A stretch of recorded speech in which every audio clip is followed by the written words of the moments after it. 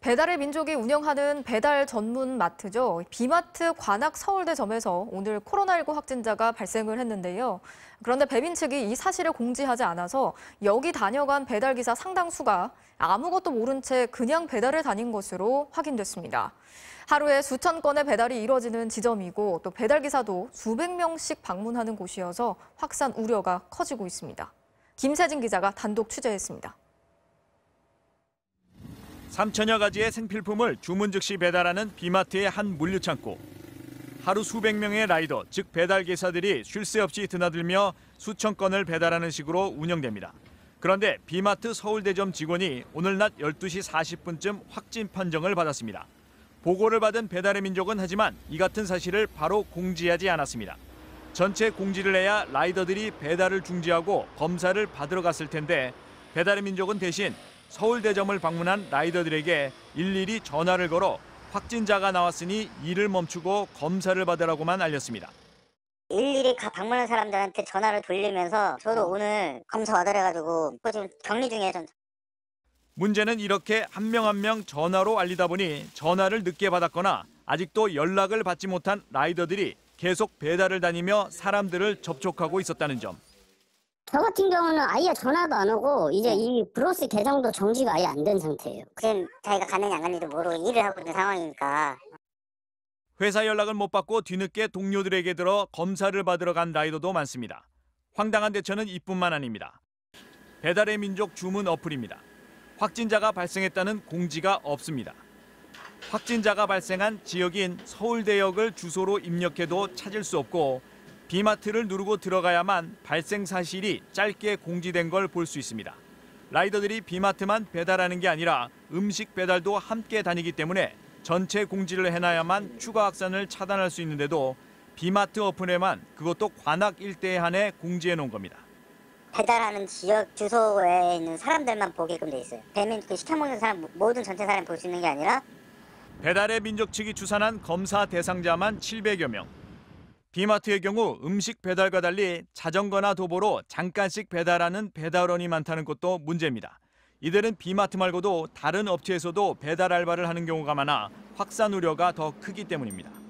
이 때문에 라이더 노조가 곧바로 전체 공지를 해달라고 요구했지만 배달의 민족 측은 확진 사실이 알려지는 게 불필요한 오해를 부를 수 있다며 거부한 뒤 6시간이 지난 뒤 문자로 확진 사실 등을 알렸습니다. MBC 뉴스 김세진입니다. 자, 오늘 코로나19 상황 살펴보겠습니다. 새로 발생한 확진자는 125명으로 오늘도 100명을 넘어섰습니다. 특히 서울 강남의 사우나에서 무더기 감염이 발생을 했는데요. 이렇게 곳곳에서 소규모 집단 감염이 계속되고 있어서 거듭 말씀드린 것처럼 다가오는 할로윈데이, 외출과 모임 자제하셔야겠습니다. 박윤수 기자가 취재했습니다. 코로나19 집단 감염이 발생한 서울 강남의 한 사우나입니다. 지난 23일 이 사우나를 방문했던 이용객 한 명이 양성 판정을 받은 이후 16명이 확진됐습니다. 마스크를 이제 벗고 장시간 대화하고 쉬는 공간이잖아요, 여기가. 그래서 이제 더 위험하죠. 이 확진자는 다음 날에도 사우나를 찾아 지인들과 점심 식사를 했고 추가 전파가 이뤄졌습니다. 점심 식사를 5분이 같이 하셨는데요. 건물 내에 있는 식당이 되겠습니다. 현재까지 이제 3명이 양성으로 확인되어 있는. 이미 확진자가 발생한 장소에서의 추가 감염도 이어졌습니다. 경기 광주 SRC 재활병원 관련 확진자는 141명으로 늘었고 용인 골프 모임 관련 환자도 하루 만에 9명 추가됐습니다. 이렇게 수도권을 중심으로 집단 감염이 계속되면서 신규 확진자 수는 125명으로 이틀째 세 자릿수를 기록했습니다. 이런 가운데 방역당국은 주말 헬로윈데이를 방역의 고비로 보고 클럽 등을 대상으로 본격적인 점검에 나섰습니다. 할로윈데이를 맞이해서 대원에서 또 5월과 같은 집단 감염 사태가 발생할 우려가 있어서 오늘 대원을 방문해가지고 전자 명부가 제대로 설치하고. 헬로윈 기간 동안 강남과 이태원의 주요 클럽들이 문을 닫기로 하면서 서울 외곽으로 인파가 몰릴 가능성이 높아졌습니다. 이에 경기도는 경찰과 함께 유흥시설 등 고위험 시설들의 방역 실태를 점검하기로 했습니다. MBC 뉴스 박윤수입니다.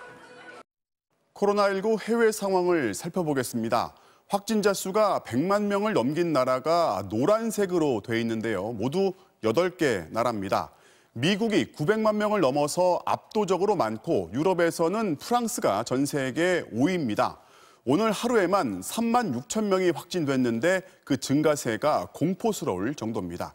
결국 프랑스 정부가 강도 높은 통행 금지를 다시 선포했습니다. 한수연 기자입니다. 군용기가 도착하자 대기 중이던 구급 차량이 다가옵니다. 의료진은 환자를 황급히 비행기 안으로 옮깁니다.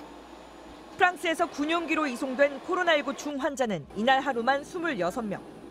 중환자실이 포화 상태에 이르자 다른 병원으로 이송하는 겁니다. Et quand on sait que notre réanimation ici est déjà à 75% de son taux d'occupation, 75%, on sera à 100% la semaine prochaine, où on met les malades.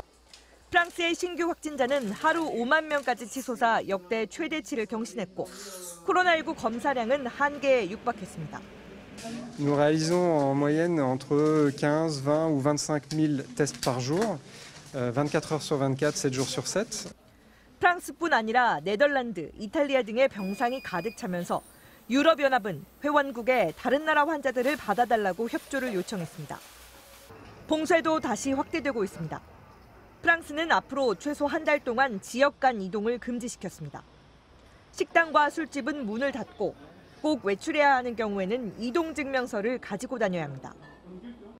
Nous en sommes au même point.